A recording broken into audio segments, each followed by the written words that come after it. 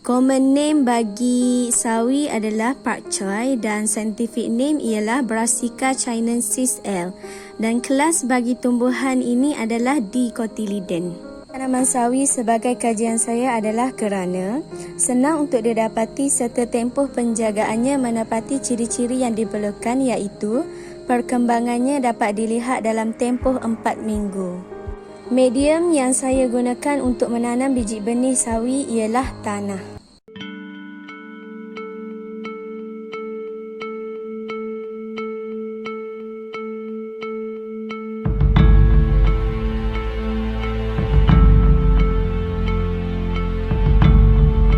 Untuk langkah-langkah yang digunakan dalam kajian ini, yang pertama adalah saya telah mencangkur tanah menggunakan cangkul dan masukkan tanah tersebut ke dalam pasu. Untuk langkah kedua, saya meletakkan 10 biji anak benih di dalam tanah yang berada dalam pasu tersebut.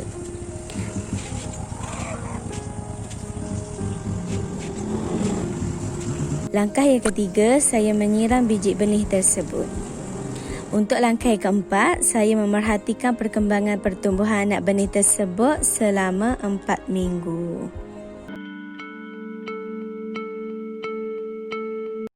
Seterusnya, kita beralih pula kepada pemerhatian peringkat pertumbuhan sawi.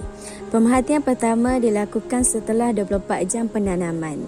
Apa yang saya perhatikan, masih lagi tiada perubahan pada biji benih tersebut. Pemerhatian seterusnya dilakukan pada hari ke-4 sehingga hari ke-10. Apa yang saya lihat, sebanyak 5 anak pokok telah tumbuh daripada 10 biji anak benih pada hari ke-4 dan 6 hingga 7 anak pokok pada hari ke-seterusnya. Seperti apa yang kita tahu, daun sawi adalah berwarna hijau. Di sini saya sertakan bersama video supaya ia kelihatan lebih jelas bahawa setiap hari anak pokok tersebut akan lebih membesar. Contohnya, pada hari ke-4, ketinggian anak pokok masih lagi rendah dan hanya ada 1 daun sahaja setiap anak pokok. Pada hari ke-seterusnya, ketinggian anak pokok tersebut semakin hari semakin tinggi dan sudah mulai ada 2 daun setiap anak pokok. Pada hari ke-11 dan seterusnya, anak pokok semakin hari semakin berkurang kerana saya telah mencabut dan membuang anak pokok yang sudah didapati layu serta tidak dapat meneruskan pertumbuhan tersebut lagi. Tetapi jika diperhatikan, semakin anak pokok ingin membesar, semakin ia akan menunduk ke tanah.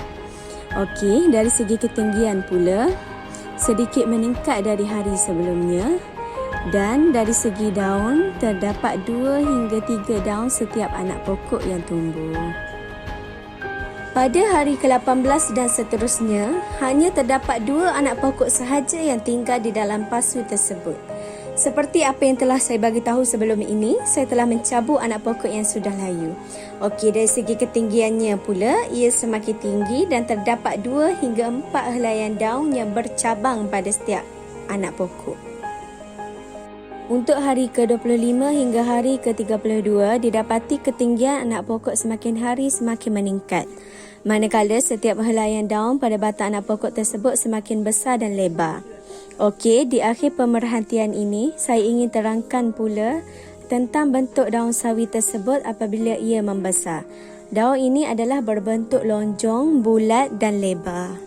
Okey, di sini saya ingin menerangkan mengapa ada biji benih saya yang tidak bercambah. Terdapat 5 faktor yang berlaku, antaranya ialah dari segi air, suhu, udara, cahaya dan tanah. Okey, yang pertama ialah air. Kehadiran air penting untuk percambahan biji benih. Namun adalah penting untuk memastikan sumber air yang berterusan.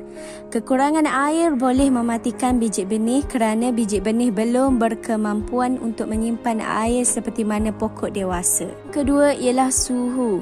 Suhu di sini merujuk kepada suhu dalam tanah atau media percambahan biji benih. Suhu yang rendah melambatkan aktiviti enzim lalu melambatkan percambahan biji benih, manakala suhu yang terlalu tinggi boleh menyah asli enzim lalu merencak pencambahan biji benih. Yang ketiga ialah udara. Selain air, oksigen diperlukan untuk mengaktifkan proses metabolik yang menukar sumber makanan di dalam biji benih kepada tenaga. Oksigen boleh larut di dalam air namun tidak banyak. Sekiranya tanah terlalu lembap, ini akan mengurangkan keberadaan oksigen untuk biji benih lalu merencat percambahan di samping menggalakkan pertumbuhan kulat yang kadang-kala boleh mematikan anak pokok seperti fusarium. Yang keempat ialah cahaya. Sesetengah biji benih boleh bercambah terus di bawah cahaya matahari. Sesetengah biji benih memerlukan keadaan gelap baru boleh bercambah, iaitu perlu ditanam di dalam medium percambahan, manakala ada sesetengah biji benih yang tidak cerewet. Faktor yang kelima ialah tanah atau media percambahan. Medium yang ideal mampu menyimpan air dan mudah untuk biji benih mendapatkan sumber air, bebas dari sisa-sisa toksik, tidak menggalakkan pertumbuhan mikroorganisma lain serta membenarkan udara mengalir di persekitaran biji benih.